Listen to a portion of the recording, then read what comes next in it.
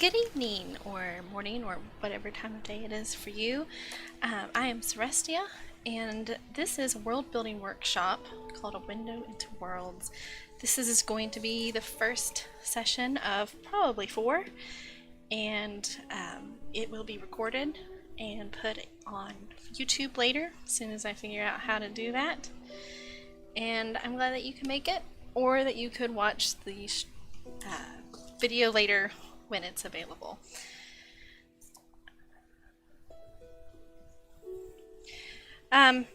Today is going to be a very general thing. We're going to be going over blanketed statements and a little bit of details, but what you can expect from this workshop is going to be completely focused on world building.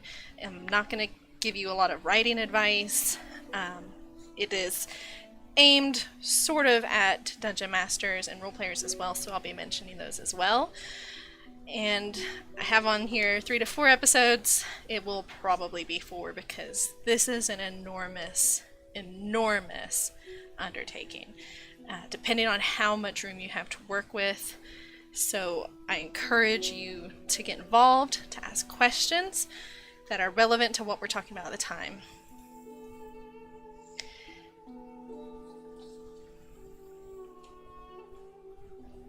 Before we start, I just want to get this out firstly. Thank you to RPHQ, Roleplay Headquarters, for supporting and hosting this workshop. If you are not a member of RPHQ, but you're interested in roleplay and MMOs, and tabletop games, pen and paper, if you like D&D, you need to visit rphq.org. I do know that they're having some site problems right now, but it'll be resolved.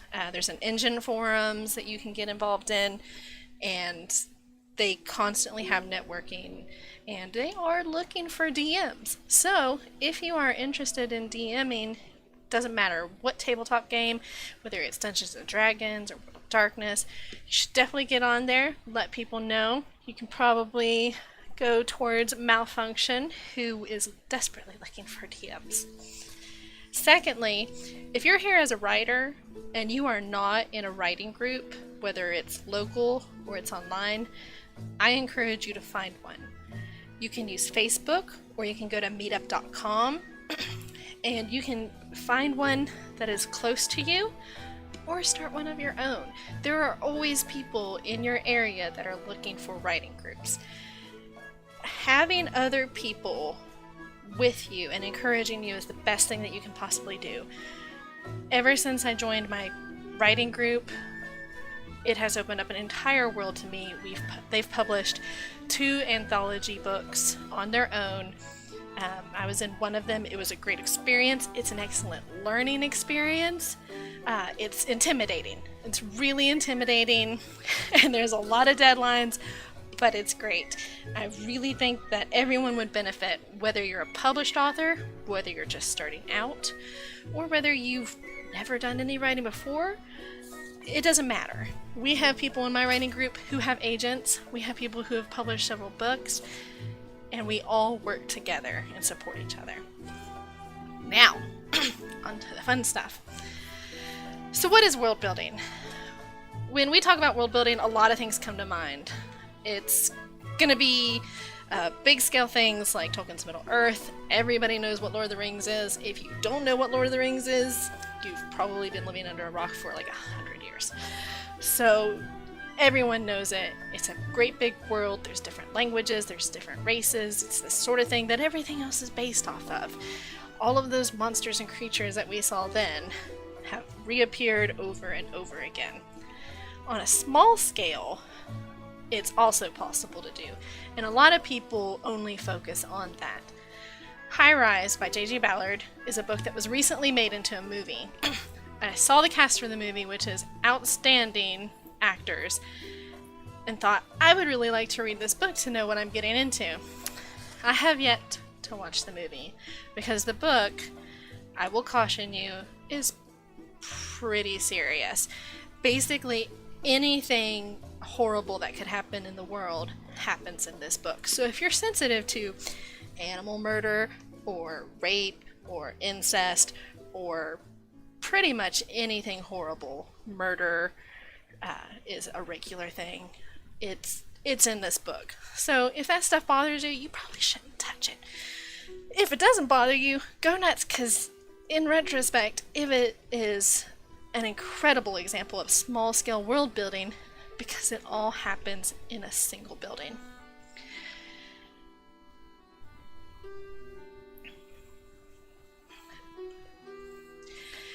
World building is a crazy daunting task. I've already said how big it is, how much it takes. It can get really overwhelming. It can be very discouraging.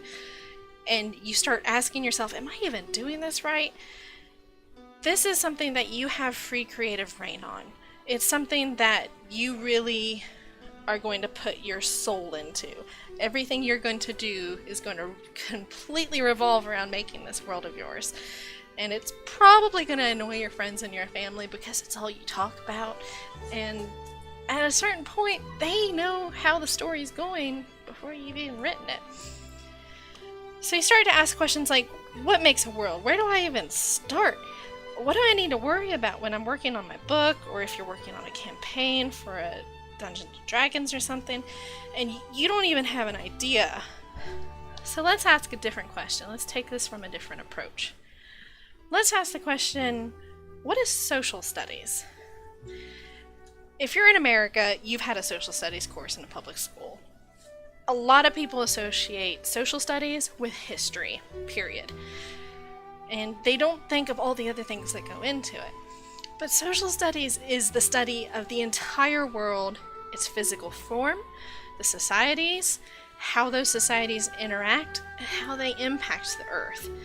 This is the past, the present, the future. It's how people function. It's the economic system. It's the mountains to the lakes to the oceans. It's the governments. It's also history. And it's actually psychology too. And of course religious studies and sociology. It's everything about the world and how it works. So then, when you think about the elements of world building, wait a minute, that's the same list. Yes, that is exactly the same list, because that's all the stuff that you need to start addressing.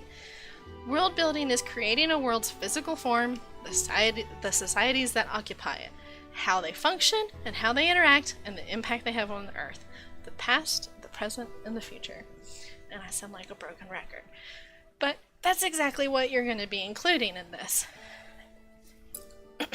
You have to address not just your story, but the world that it takes place in, because you want it to be a fleshed out world. You want it to be something that people can look at, feel like they're there, whether you're doing it as a book, or even think on the grander scale, if you're screenwriting or if you have a book that you're wanting to publish, it might be a TV show or a movie sometime. So you want it to be real. You want people to really feel like they're there. So who am I? You're probably sitting there thinking, what authority does this lady have? I'm just like you. I have a passion for this. I love writing fiction. I love building worlds. I've taught several world building workshops locally through my writing group. And I participate in National Novel Writing and Month and Camp NaNoWriMo every year. National Novel Writing Month, if you have never participated in it, is probably the craziest thing that you will do. The goal is to write 50,000 words in 1 month. It's about 1,667 words a day. That's very intimidating. But what I always recommend to people, don't start with National Novel Writing Month. It is incredibly intimidating, and if you fail, you get discouraged. But you shouldn't be that concerned with failing. A lot of people fail. I think I've managed the month, which is in November, once. I actually finished. But during Camp NaNoWriMo, you can actually set your own goals as low as 10,000 words. And once you validate your 10,000 words or more, you have won. And that seems like a kind of a low achievement to some people, but it's a great feeling and it's a great step. The idea is to keep you writing all year long and to encourage you and help you build up that writing stamina and endurance. One of the first camp nanos I did, I actually did the 50,000 words, and that was just a camp instead of the full novel writing month. So if you're interested in NaNoWriMo, I know it's got a really silly abbreviation, but you can go to nanowrimo.org or campnanowrimo.org, and the next Camp Nano is starting on July 1st. And we're going to talk a little bit more about it later, and I really encourage you to do it, and you'll see why. Projects, I have been working on a very large-scale fantasy series for the last several years. It has consumed so much of my life and my time and binders and sketch pads, and I just spend all my time thinking about it some days. As for credentials, I do have a bachelor's degree in social studies education with a minor in history. Almost had a double major, but I already had one degree that I wasn't able to use, so I decided not to get two. So hopefully I'm actually using those classes that I've had well and using them for world building instead of teaching social studies. If anyone has any questions, now's a good time before I start rambling on again.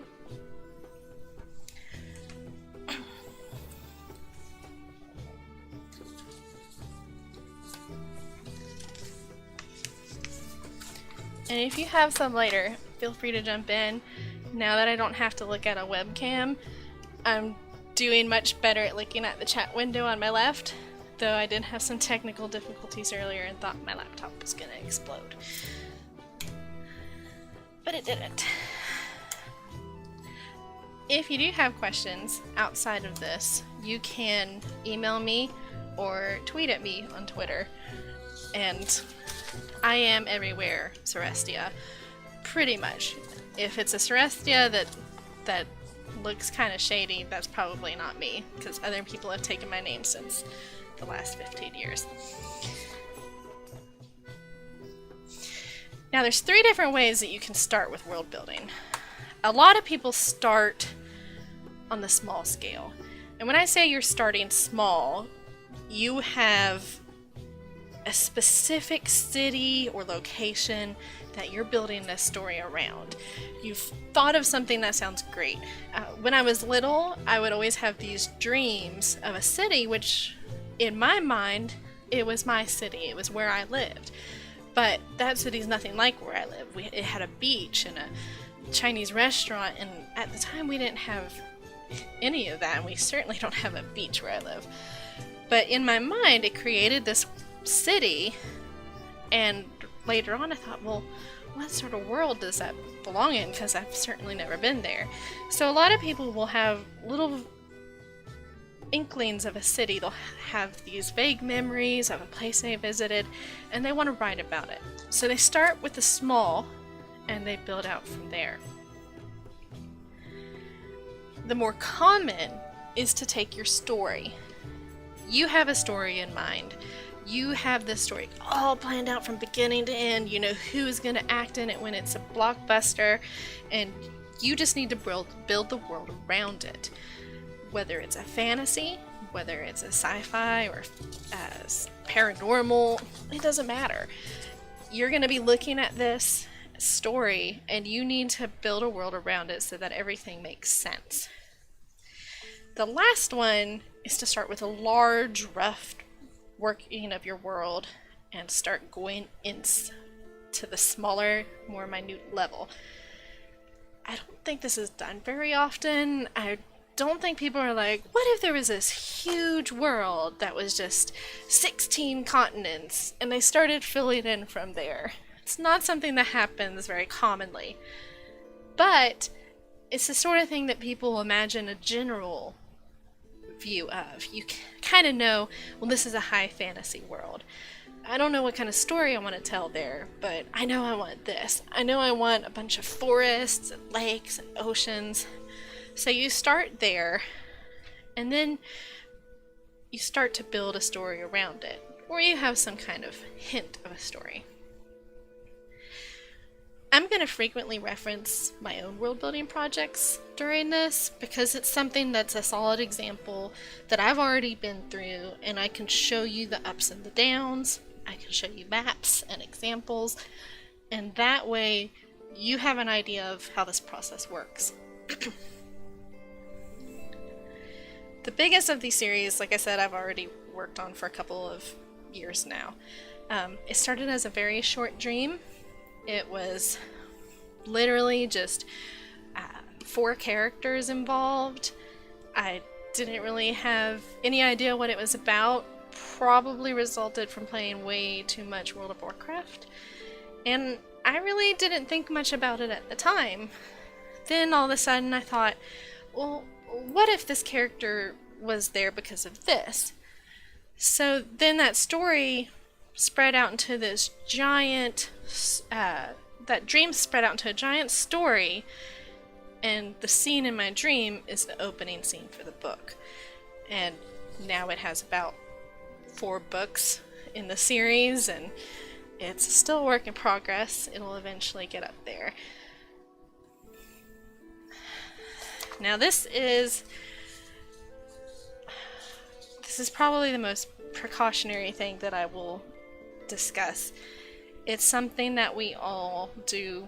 It's something that can kill your novel. It's something that can make it great. There are people who just eat up lore. They want to know everything about it. And then there's other people who really could care less, and they put it down and they're not interested anymore. The worst thing you can do is info dump. And this is something that I did religiously. Everything I wrote, I was info dumping. These people don't understand the world that I'm writing, so I have to give them the information, right? I have to give them the entire backstory, so I'm just gonna do that all in one chapter. So I'd have these huge chapters of nothing but how the world was created and backstory, and it was really boring.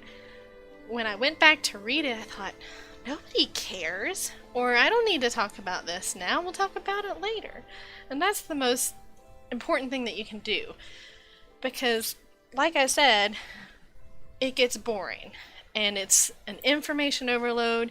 People get confused, they forget later on, they don't have any idea what you're talking about, because to them this is all new. If you mention early in your series that the world was created, then you have to keep that consistent, and they might forget, especially if you throw out a whole bunch of names. If you're mentioning 3 and 4 gods at the beginning, about halfway through the book, they've already forgotten if those gods haven't been mentioned again, or if you mention them and they don't actually know who they are and you don't reiterate, they're going to be completely lost. So people get confused easily because in our minds we know this world. We know everything about it. We've lived and breathed this world forever. But the people who are listening to the story or reading the story, they don't. So we can't expect them to memorize every little detail just because we're obsessed with it. So how do you deal with info dumping? There are a couple of ways, and there's a couple of things you need to ask yourself. Is it necessary? Is it really necessary? Do people have to know how this mountain was formed? Do they really need to know every single detail right now? If you answered no, it's not necessary, then you don't need to have an entire chapter devoted to it. You want to drop little bits of information. You want to spread it out throughout the book, and that way people get a feel for it. They start to understand the world. They know where it came from, and they know where it's going. And they're learning the whole time.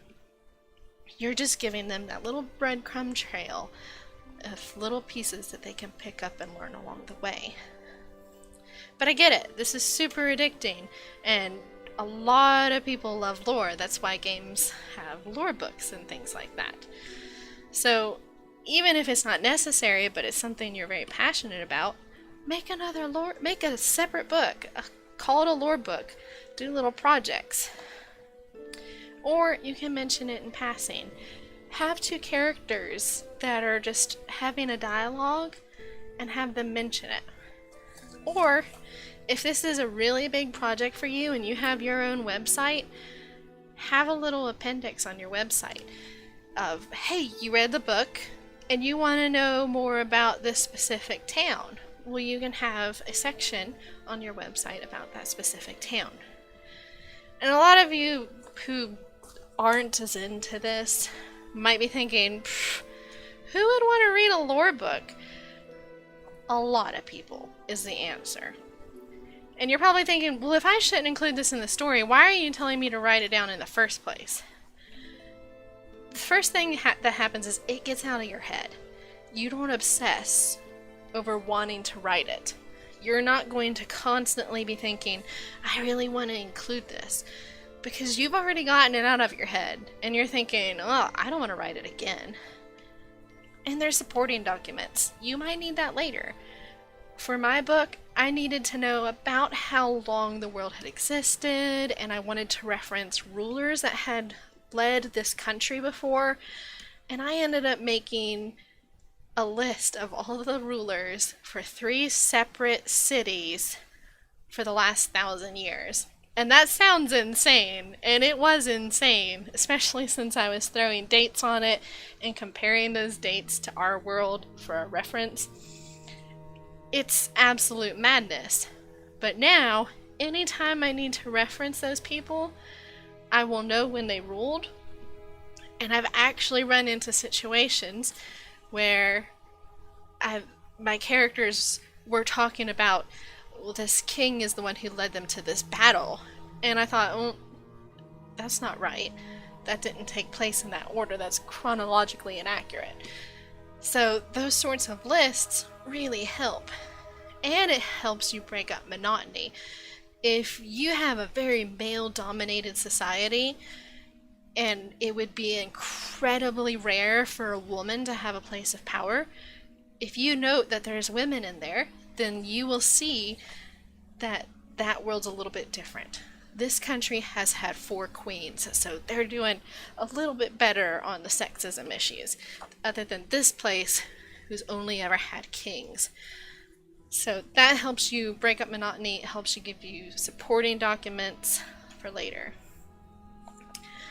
Again, it's a point of reference. It helps you mark when events happened, especially if you're doing some detailed histories of your world.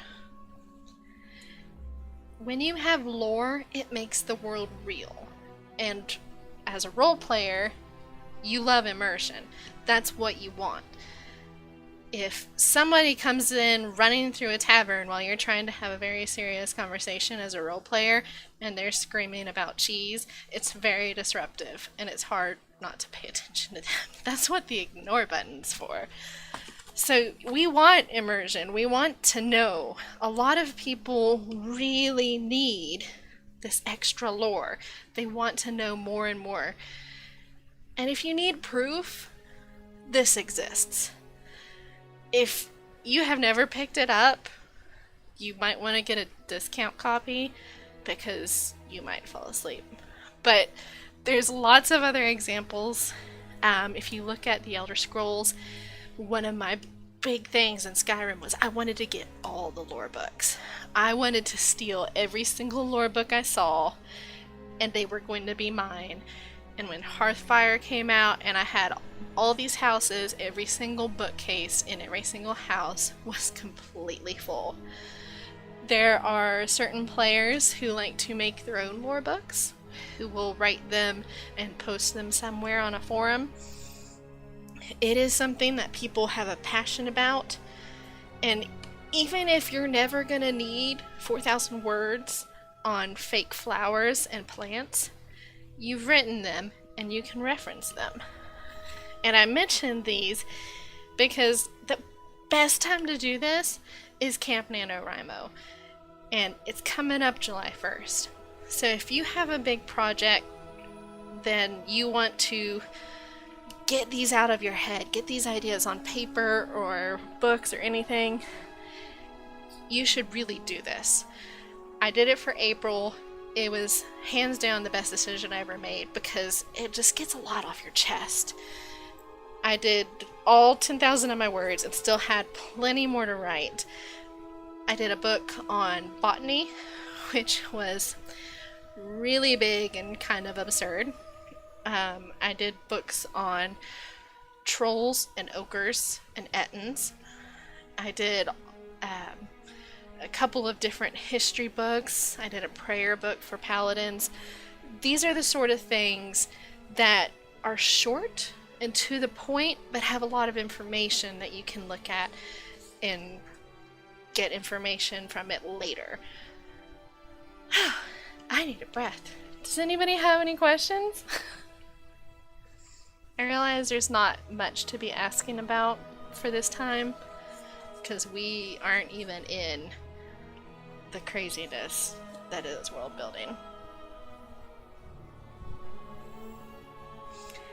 The next session, the way we're going to work this workshop, is we're going to start big and work our way inward, because we don't necessarily have a story that we're working with. So the next one will be on world building, then on cityscaping, and then the last one is where all this lore book stuff comes back in. Tristan asked, what are your thoughts on collaborative world building with 3 or more people? I think I have mixed emotions about that, because you have people who have different viewpoints. If you're taking this from the Dungeon Master approach and you have a set universe and world that your story exists in, that is going to be a little bit easier. If you're making this world with other people, it can be a little bit difficult. The best way to think about it is to imagine your world being picked up, someone saying, I want to make a story, I want to make a TV show about your book series. At first you're thinking, wow, that's going to be great, and we're going to have CGI dragons, and we're going to have these water tubes for transportation, and it's going to be amazing. But as a director and a producer, these people aren't going to look at it the same way that you look at it. So you're going to be thinking, I really don't like what you're doing here. And once you give up this creative liberties and let them take over your baby, it's really hard to work with someone. So when you're working on it initially, it can be very difficult to share ideas with someone. If you show them what you've worked on so far, or if you've not worked on anything and you sit down and start with them, I think it could be great. I think if you all have the same goal in mind and you present ideas and you're open to accepting those ideas and sharing your ideas, it can be absolutely amazing. And it would be great if more people did that. Because one, that takes a little bit off of your shoulders. Because as I said earlier, this is really pretty stressful. And as someone who's gone through this over the last few years, I constantly will run ideas. I bounce a lot off my husband, and he just kind of gives me this dead stare when it happens. I get a lot of these looks like, I have no idea what you're talking about. Something about an Arab guy, something about a giant, and over time, it's grown on him. And I think on a couple of different projects, he's even given me some feedback. But it's the sort of thing that it's going to be your baby, and if you're going to work on it with somebody else, you all have to be a little bit accepting of each other's ideas and patient. And you just have to be willing to accept and move on. Hopefully that answers your question. Okay.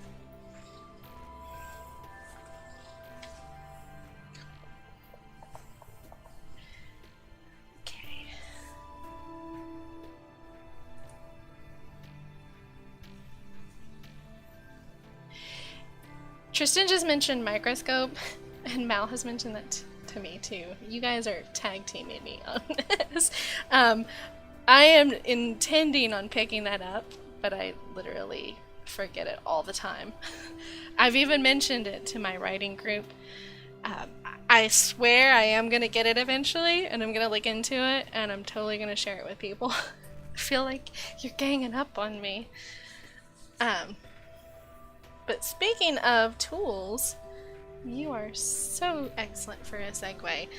We're going to talk about how you're going to keep all this organized, because there's a lot of stuff that you have to do, and a lot of stuff that you're going to be keeping notes on. I recommend, personally, and this is because maybe I'm a little old-fashioned, I want a physical and a digital copy of everything I do. I have a really big binder in my study that is filled with tab dividers. I have every single map I've ever drawn for my projects. I have every single note. I have printouts about medieval economics. I've got ridiculous little scribbles and sketches of plants.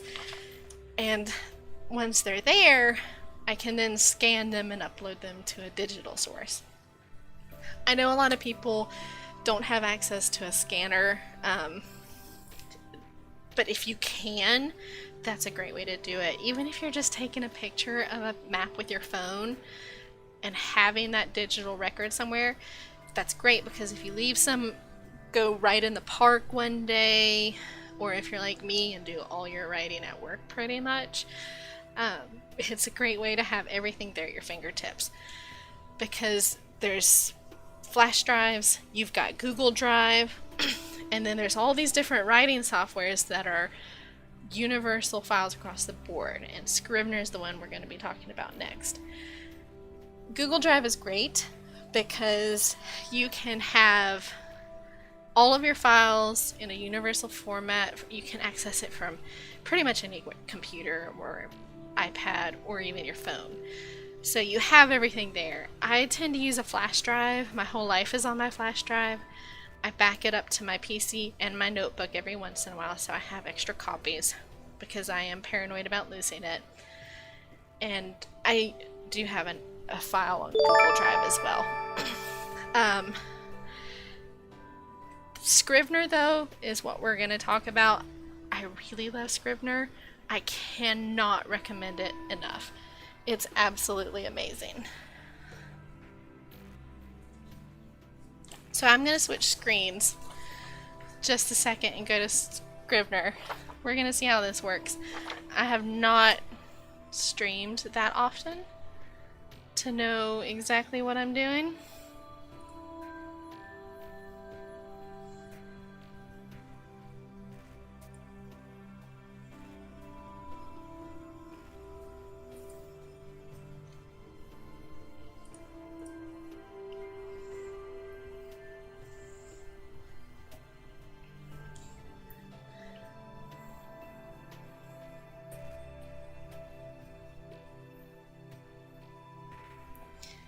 We might have to call in the IT cavalry.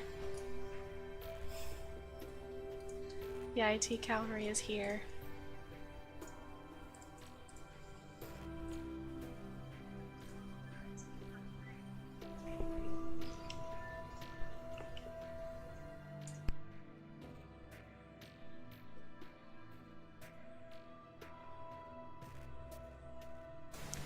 Yay, it worked.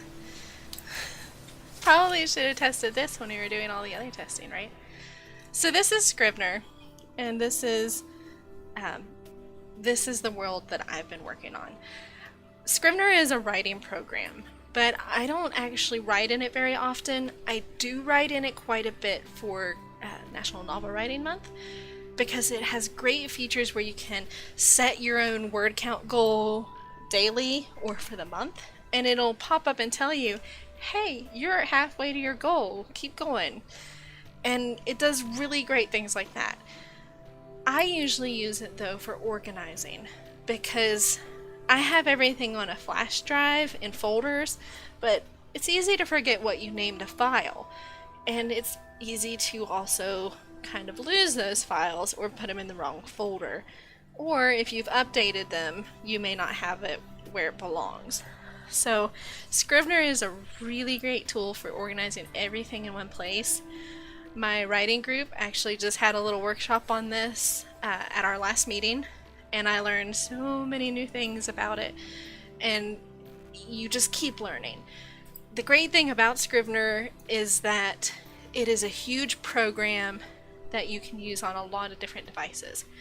There is an app that you can get for your phone or for your iPads, and it shares all the files. You do have to buy it for each device, but if I had an iPad and I downloaded the app for Scrivener, then I could access my files on my iPad or on my phone or on my computer. It's all across the board. And when I said that you should do Camp NaNoWriMo, this is why. If you win at National Novel Writing Month or the camps, which are not obviously physical camps, if you set a goal of at least 10,000 words and you meet that goal, then you are considered a winner. And you get all sorts of discounts, you get free ebooks, you get all these different advice emails and little certificates, but you get a 50% off coupon for Scrivener, and that's just awesome. It's not an expensive program to begin with. It's only $40 US, but $20 for a program that you can use on any of your PCs that can organize an entire book series several times over, or your Dungeons and Dragons campaign. It's absolutely wonderful. And you can see when we go up to a new project, there's a lot of different templates that you can use, and there are some on websites that you can download and import. If you're writing a book, you're most likely going to pick fiction, but you can also get your schoolwork done in here. There's script writing. It even has examples of, here's BBC radio, screenplays, everything you could possibly need. It's an absolutely wonderful program, and I think there's even some National Novel Writing Month templates as well. But you can download ones and you can make your own and share them. So if you needed to organize all of your pen and paper campaigns, this is an excellent place to do it. You can take screen grabs of web pages. So say you're going to go somewhere that you don't have access to the internet, you can take an archived version of that web page and put it in here, and you can access that web page anytime, anywhere, because this doesn't require the internet.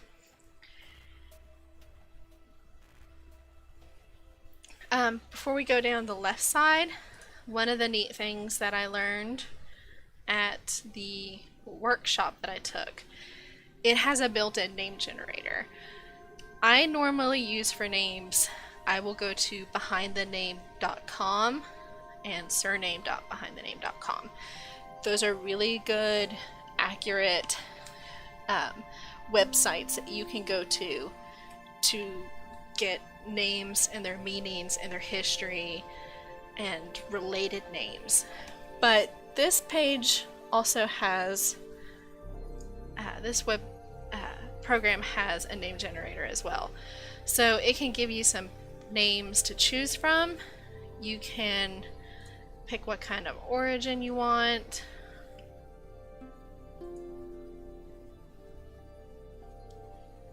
You can select your gender, and you will have everything right there at your fingertips. And for some reason, it doesn't seem to be showing you the box for it. Because of course not.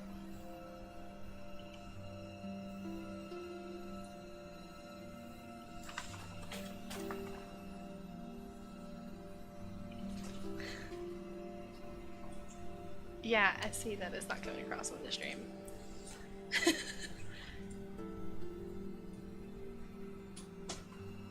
I will have to put in a screenshot later or something because the IT Cavalry's here again. Very sorry. OBS is a very interesting program.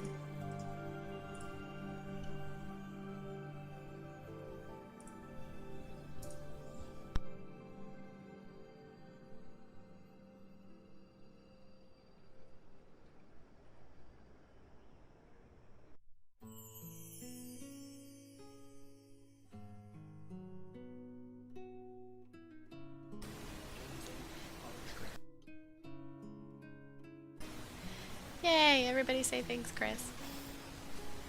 Don't know what we would do without him.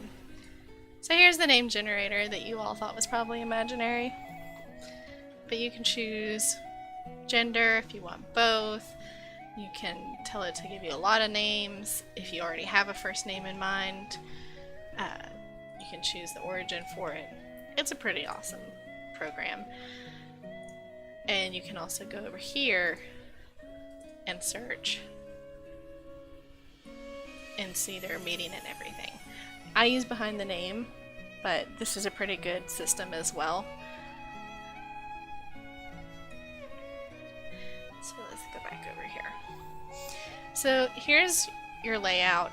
It has a lot of different ways that you can view it. You can add reading screens so that you have a bar on your left side or your right side, sorry, and you can see everything there.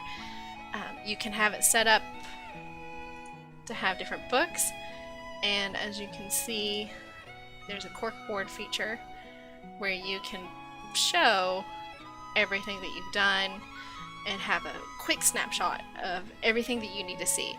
So I can see that my book has 2 parts, and I can see that I have revised drafts for these. That means I'm on the rewrite for it, and I've already got them working, and those are probably final drafts. But I'm sure I'll change them about 5 more times. So you can see how all of those work. And everything is laid out for you. And then, of course, we have characters. For my characters, a lot of people will actually go out and find actors' pictures.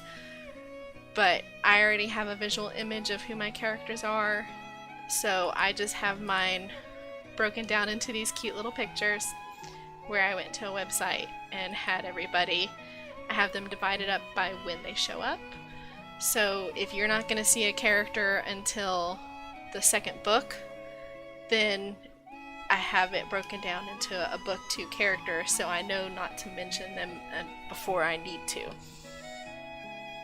But if you have pictures of Tom Hiddleston or someone that you want to put in your book, then that's a great place to put them. And then, of course, places is the big one. And we're going to be talking about that much more later on when we go into the other sessions. The next one is going to be on the actual world itself. And as you can see, I have lots and lots of maps. And most of them are different sketches, and you'll see these maps later on. But you can see that there's quite a few of them, and you have all the little snapshots right there, or you can zoom in on one particular picture. Floor plans and cities, I can't recommend enough. If you're going to have a building that your characters are in a lot, you should definitely have floor plans. Because I got partway through a book and realized that my character's window is facing west, and I had the sunrise waking her up in the morning. I don't know if you know this, but that's not exactly how that works. So I had to completely rework the floor plan for that house, and I thought, wow, I'm an actual idiot, because that didn't work at all. And you do lose your characters, especially if your house is a little complicated. You don't know exactly where they are. That's why we have maps. That's why I encourage you to do cities and things like that, because you're going to need that information.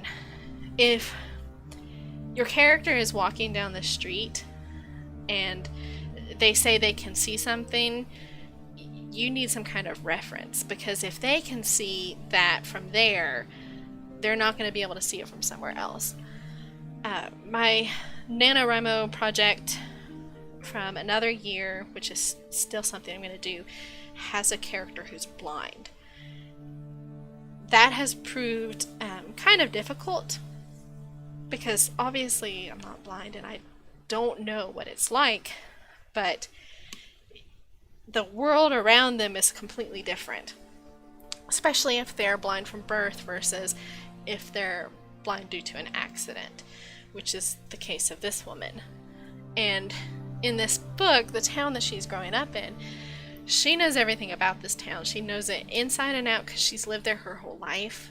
She knows exactly where her apartment is in relation to the general store and to the cafe and to restaurants.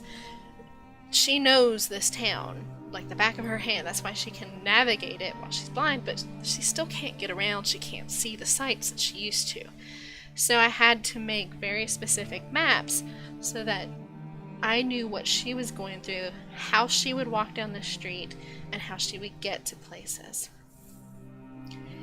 For that same project, I actually used a town in another state. I've not been there. I used Google Maps to give me an idea. It's not the town perfectly. It's a loose interpretation that I have put together. So Google Maps is a lifesaver. So we have our cities and our places, and then we have lore, which we have lovingly discussed already, and will discuss again. And I have a folder for each one, and you can see the type of work that goes into this. Am I telling you that you have to do all this? No, you are doing how much you think that you need to do. But a lot of these things are absolute pillars of a world. Culture and religion, your history, things that have happened in the past lead up to these modern times that you're writing in, and they're important. People are going to refer back to them. People are going to have memorials and holidays based on them. You need to know, if you're going to have magic in your world, how the magic system works, because maybe it's not all elemental. Maybe there's some holy magic. That stuff's pretty difficult to work on. So it's stuff that you organize like this that really helps. That way, if you decide to have a character get poisoned by a flower, you have a botanical guide to go by, and you can see all of your plants, what they do, where they come from. You're not going to have any doubt in your mind that you've got this. And that's what it all boils down to. Because these lore books are crazy, but they're also wonderful. These costume references are also helpful. Like I said, you can do screen grabs to get entire web pages in, but you can upload any pictures that you want. You can have all of your armor, what people can wear casually, and that way you have references to go by, because sometimes it's really important what a person wears. If they're royalty, they're obviously going to be dressing different than some merchant that's going through town. But maybe those people also have a type of formal attire. So describing the rich clothing can give a different level to your character, and it can also be incredibly boring. I can't tell you how many people have told me, especially a particular book was so detailed in the first chapter that they got bored and put it down.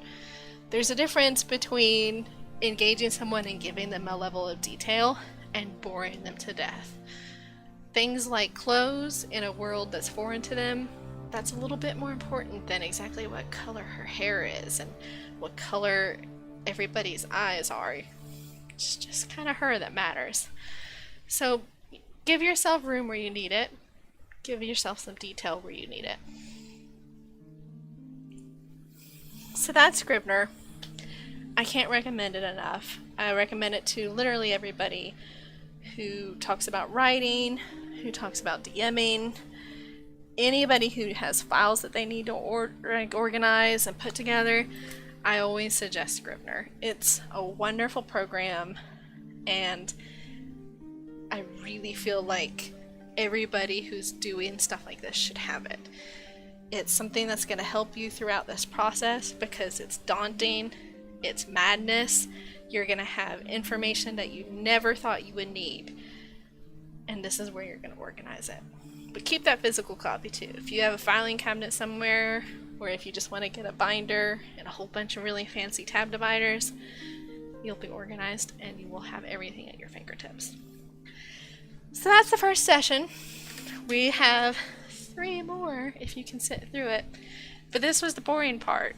This is just the general stuff.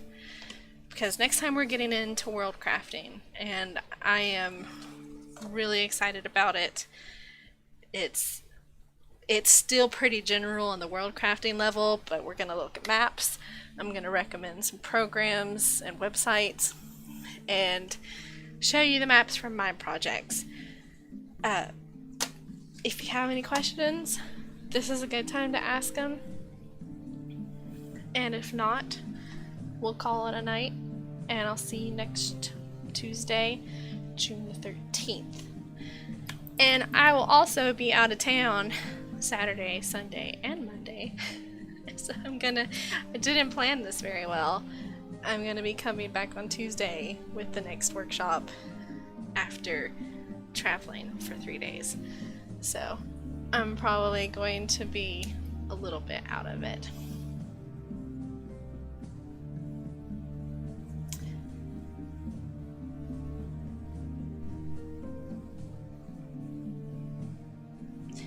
Alright, I think that's it for now.